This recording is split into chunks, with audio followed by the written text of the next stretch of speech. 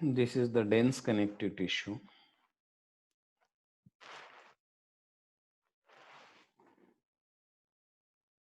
अब ये dense connective tissue के अंदर मेनली फाउंड इन कॉम्पैक्टली, देखो ये डेंस कनेक्टिव टिश्यू रहता है सेकेंड टाइप में। उसके अंदर जैसे पहले लूज कनेक्टिव टिश्यू था, ये डेंस कनेक्टिव टिश्यू रहता है। It is mainly made up of compactly packed bundles of collagen fibres with very thick little matrix. उसमें बहुत कम मैट्रिक्स रहता है। और उसमें फर्दर दो टाइप आते हैं, that one is called as dense regular connective tissue and दूसरा आता है डेंस इरेगुलर कनेक्टिव टिश्यू। ऐसे उसके दो टाइप्स आ जाते हैं। अभी डेंस रेगुलर कनेक्टिव टिश्यू जो रहता है, where the collagen fibres are present in rows between many parallel bundles of fibres, जिसमें वाइट फाइबर्स आते हैं tendon that connect the muscle and bone, जो मसल और बोन को क्या करवाते हैं, कंडक्ट करवाते हैं। And yellow elastic ligament that connect the bone and bone, bone से बोन को ही वो कनेक्ट करवाता है, उसको लिगामेंट्स बोला जाता है। तो ऐसे ये दो टाइप के डेंस रेगुलर कनेक्टिव टिश्यू आ जाते हैं, जिसमें एक को टेंडन बोला जाता है और दूसरे को लिगामेंट्स बोला जाता है। अब dense irregular connective tissue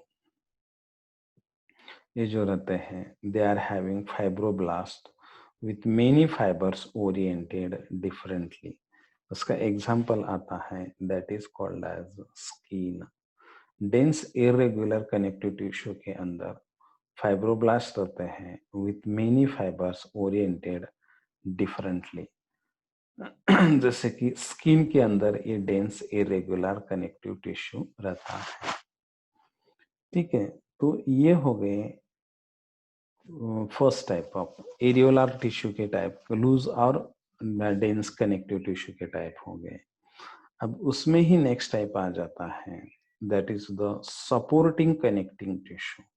body को सपोर्ट देने वाला जो टिश्यू रहता है उसको सपोर्टिंग कनेक्टिव टिश्यू बोला जाता है। अब ये जो टिश्यू रहता है that is mainly act as the skeleton of the body. Body का वो स्केलेटन फॉर्म करवा देता है। स्केलेटन बोले तो बॉडी के अंदर जो प्रोटेक्ट करने वाले और बॉडी को शेप देने वाले जो टिश्यूज रहते हैं, ऐसे टिश्यूज को क्या बोला जाता है, that is called as supporting connective tissue. ऐसे टिश्यू को सपोर्टिव कनेक्टिव टिश्यू बोला जाता है। इसमें एक आता है कार्टिलेज और सेकंड आता है bone. The first one is called as cartilage and second one is called as bone. अब ये जो कार्टिलेज रहता है that is solid, semi rigid with matrix and composed of firm but flexible material called chondrine। उसके अंदर एक protein रहता है and what is the name of that protein, उसको chondrine ऐसे बोला जाता है। This is secreted by cells, वो सेल से सिक्रेट किया जाता है, that is called as chondrocytes. Chondrin के अंदर, कार्टिलेज के अंदर कॉन्ड्रीन नाम का प्रोटीन रहता है और वो कॉन्ड्रीन नाम का जो प्रोटीन रहता है वो किससे सिक्रेट किया जाता है, तो कॉन्ड्रोसाइट्स नाम के सेल से वो सिक्रेट किया जाता है। It also contains fibres mostly of collagen. Collagen यानी व्हाइट फाइबर्स बोलते हैं उसको। ये टाइप के फाइबर उसके अंदर आ जाते हैं। अब ये जो कार्टिलेज है ये तीन टाइप का रहता है। That one is called as hyaline cartilage, second one is called as fibrous cartilage, third one is called as elastic fibrocartilage and next one is called as calcified cartilage. ऐसे ये चार type के cartilage इसके अंदर आ जाते हैं। अब Highline cartilage जो रहता है इट ऑकर इन लैरिंग्स, लैरिंग्स के रीजन के अंदर रहता है, that is in nasal septum and tracheal rings and costal cartilage में रहता है and found at the ends of bones to form a articular cartilage. Articular cartilage बोले तो for the articulation of bones, bones के articulation के लिए जो cartilage रहता है उसको क्या बोला जाता है, that is called as articular cartilage, ऐसे बोला जाता है। तो ये हो गया हाइलाइन कार्टिलेज के बारे में, ठीक है। सेकेंड टाइप का जो कार्टिलेज रहता है that is called as fibrous cartilage. ऐसे कार्टिलेज को फाइब्रस कार्टिलेज ऐसे बोला जाता है।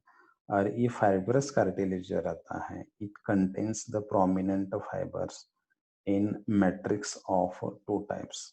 दो टाइप के मैट्रिक्स के अंदर ये फाइब्रस कार्टिलेज रहता है, that is white fibro cartilage. ये व्हाइट फाइब्रो कार्टिलेज रहता है that connects the bones like pubis symphysis and pubic symphysis of pelvis। pubic symphysis बोले तो जो हिप रीजन के जो बोन्स आते हैं उसके अंदर वो प्रेजेंट रहता है and that forms a vertebral disc and yellow. तो ऐसे कार्टिलेज को फाइब्रस कार्टिलेज बोला जाता है जिसमें ज्यादा मात्रा में व्हाइट फाइबर्स प्रेजेंट रहते हैं। नेक्स्ट आता है that is called as elastic fibro cartilage. इसमें इलास्टिक फाइबर्स रहते हैं इसीलिए उसको इलास्टिक फाइब्रो कार्टिलेज ऐसे बोला जाता है। इट प्रोवाइड्स स्ट्रेंथ, ये स्ट्रेंथ प्रोवाइड करवाता है and maintain shape of the year पिना, ईयर पिना का शेप मेंटेन कर देता है। टिप ऑफ नोज, नोज का जो टिप रहता है वहां पर वो उसको मेंटेन करता है। Then that is epiglottis. Epiglottis किसे बोलते हैं, तो दैट इज द इपिग्लॉटिस किसे बोलते हैं,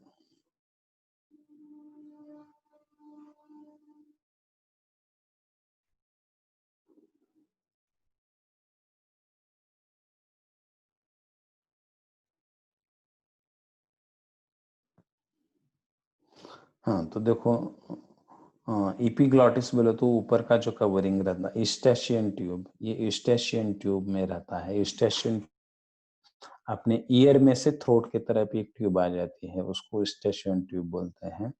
और लैरिंग्स नाम का एक रीजन आता है, the larynx is responsible to provide a sound, जो साउंड प्रोवाइड करने का काम करवाता है। उसके अंदर ये इलास्टिक फाइब्रो कार्टिलेज प्रेजेंट रहता है।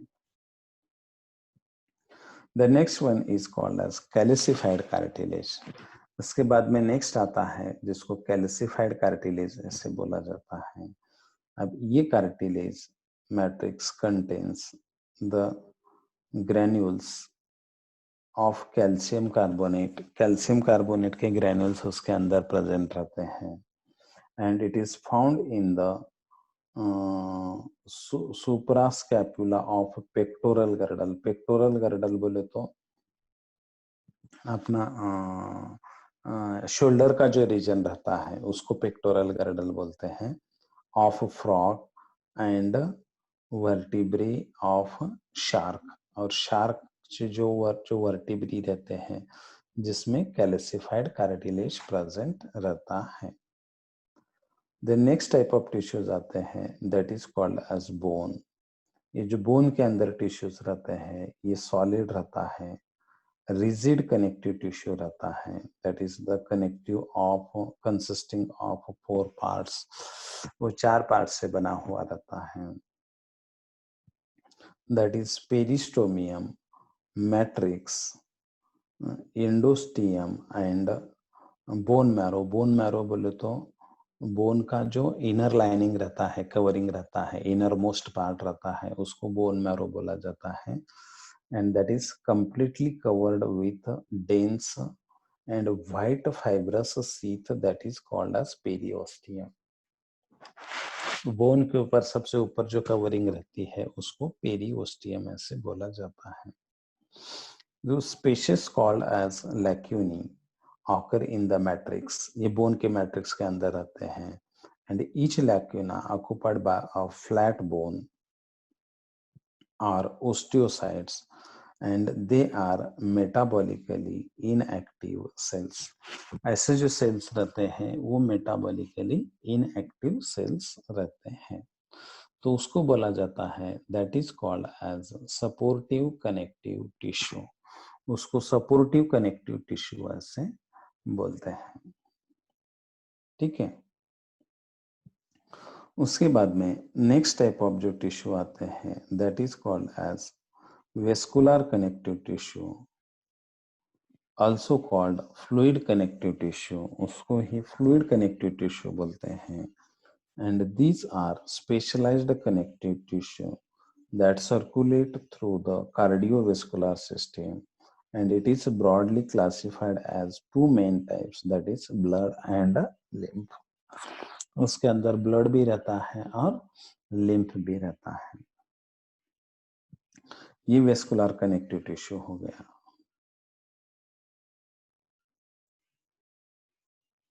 तब उसमें फर्स्ट पार्ट आता है that is called as blood.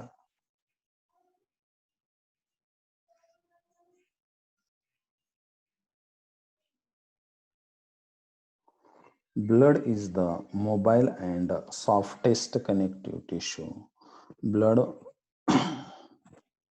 Mobile tissue रहता है और वो सॉफ्टेस्ट कनेक्टिव टिश्यू रहता है। The study of blood is known as haematology. Blood की जो स्टडी की जाती है उसको हिमेटोलॉजी बोला जाता है।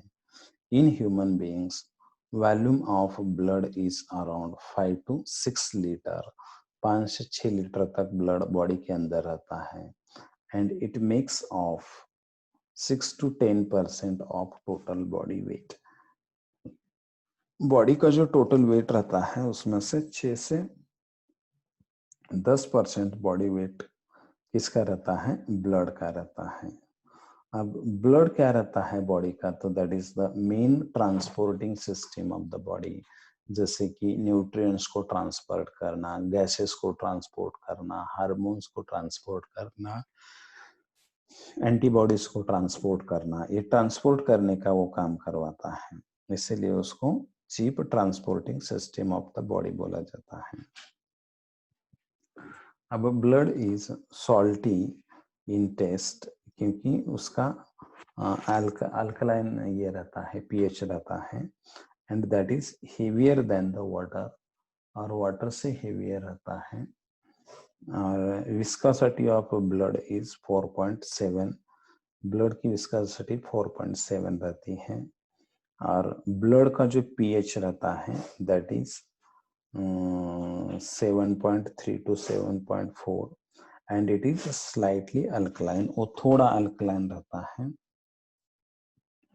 अब pH of blood is maintained by balancing the ratio of sodium bicarbonate and carbonic acid in the blood। वो सोडियम बाइकार्बोनेट और कार्बोनिक एसिड से वो बना हुआ रहता है। Then buffer of blood is sodium bicarbonate. Then oxygenated blood is shining red in color, whereas deoxygenated blood is pink purple in color। Oxygenated बोले तो जो प्योर ब्लड रहता है जिसमें ज्यादा मात्रा में ऑक्सीजन रहता है, और डीऑक्सीजनेटेड बोले तो जिसमें ज्यादा कार्बन डाइऑक्साइड रहता है, वो थोड़ा पिंक और पर्पल कलर का ब्लड रहता है। Then acidity of blood results haemoglobin to carry less oxygen, वो लेस ऑक्सीजन कैरी करता है। pH of blood in arteries is more than vein। Blood का जो pH रहता है वो आर्टरीज में ज्यादा रहता है, वेन से ज्यादा रहता है। और people living at higher altitude usually have more blood compare to those living at lower altitude, क्योंकि वहां पर ऑक्सीजन ज्यादा कंज्यूम करना पड़ता है, इसीलिए उनमें ब्लड ज्यादा रहता है जो हाई एल्टीट्यूड को रहते हैं ऐसे पर्सन्स के अंदर। अब ये जो ब्लड रहता है that is mainly consist of two components, वो दो कंपोनेंट से बना हुआ रहता है। that one is called as plasma and second one is called as blood cells, या उनको ही blood corpuscles ऐसे बोला जाता है। अब उसमें प्लाज्मा क्या रहता है? What is plasma? ये जो प्लाज्मा रहता है, that plasma represent the matrix of the blood in which the blood cells remain embedded, जिसके अंदर blood cells embedded रहते हैं। ये जो प्लाज्मा ब्लड रहता है, that is the corpuscles, RBC plus डब्ल्यूबीसीज दोनों उसके अंदर प्रेजेंट रहते हैं। उसके अंदर आरबीसीज भी रहते हैं और डब्ल्यूबीसीज भी रहते हैं। Then this plasma is transparent, ये प्लाज्मा ट्रांसपेरेंट रहता है, slightly alkaline part of the blood रहता है, and it forms the 55 to 60% volume of the blood। वो 55 to 60% वॉल्यूम ऑफ ब्लड उसमें रहता है। It contains water 91 to 92% and solid जो रहते हैं उसके अंदर 8 to 9% एंड इनऑर्गेनिक सॉल्ट्स जो रहते हैं दैट इज 0.9%। अब ये जो सॉलिड पार्ट्स रहते हैं they contains the 7% protein, that is albumin, globulin, fibrinogen, immunoglobulin, prothrombin। ये इसके अलग अलग टाइप आ जाते हैं, वो 7% में रहते हैं। और albumin protein present in plasma normal blood pressure, वो ब्लड प्रेशर मेंटेन करने का काम कर देता है। Similarly, immunoglobulin of blood plasma, they act as the antibodies and help in the body defense mechanism। माने बॉडी को प्रोटेक्शन करने का वो काम करवाते हैं। अब ब्लड के फंक्शंस क्या रहते हैं? तो that is retention of fluid in blood, removal of excretory substances, यानी जो यूरिन वगैरह रहता है वो ब्लड के थ्रू ही एक्सक्रीट किया जाता है, या बॉडी के अंदर जो भी वेस्ट रहते हैं, नाइट्रोजनस वेस्ट रहते हैं, उनको रिमूव करता है। That is disposal of carbon dioxide, transport of oxygen, distribution of hormones and distribution of vitamins.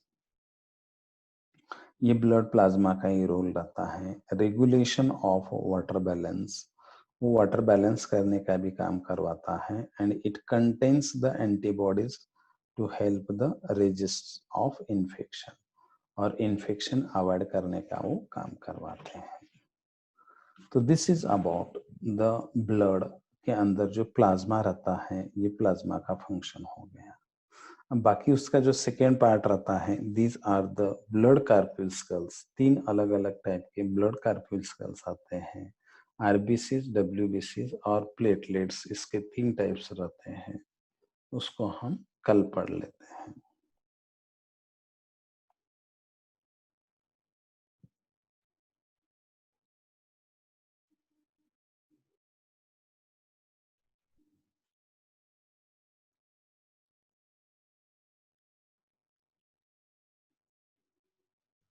Dear ठीक है, अभी participants, anyone have बोलो। doubts, queries?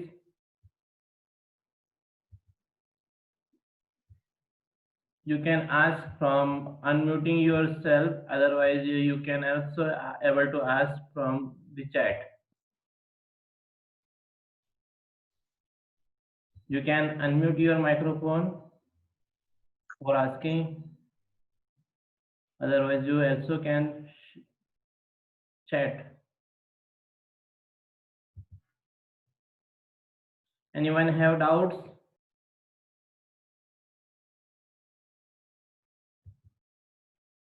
Hello, anyone have doubts?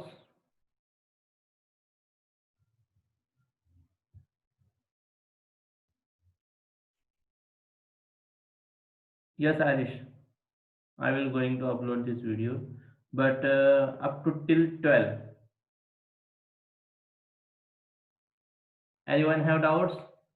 But quality of video is not able to see you because the images are blurred at that video.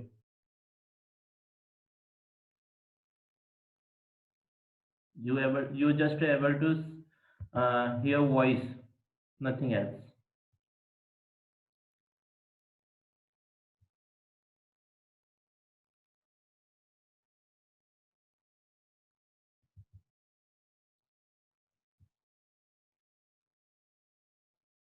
Anyone have doubts?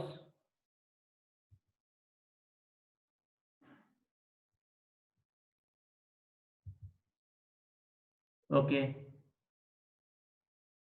No. Please rejoin all. Again, I will open this session for you all. Please rejoin all for the physics lecture. Please rejoin all for the physics lecture. I will open this session again for you all. Please rejoin again.